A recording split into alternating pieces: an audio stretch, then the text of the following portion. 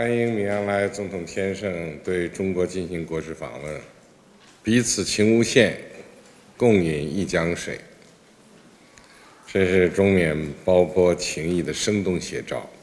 中缅建交76年来，两国始终风雨同舟，守望相助。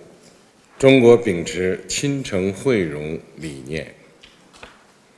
将发展对缅关系置于周边外交重要位置。中国坚持不干涉内政原则，对缅友好政策面向缅甸全体人民，坚定支持缅方维护主权和领土完整，坚定支持缅甸新政府统筹发展和安全，找到符合国情、人民拥护的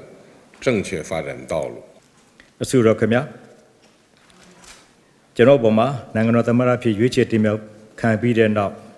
နိုင်ပိုင်းအတွင်းမှာပဲအဆွေတော်ကဝမ်းမြောက်ကြောင်းသဝန်တော်ကို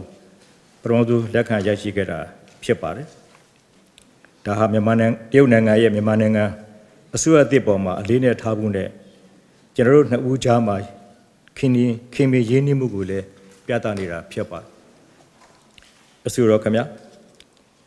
ကျွန်တော်ရဲ့တရုတ်နိုင်ငံသို့လာရောက်လက်ပတ်မှုဟာ73ကြိမ်မြောက်ခီးစဉ်ဖြစ်ပါတယ်။တရုတ်နိုင်ငံရဲ့ဖွံ့ဖြိုးတိုးတက်မှုဒီငြိမ်အေးချမ်းမှုနဲ့အတူရှိတွဲနေထိုင်ပါတယ်ဆိုလို့ကျွန်တော်အခိုင်အမာပြောကြားလိုပါတယ်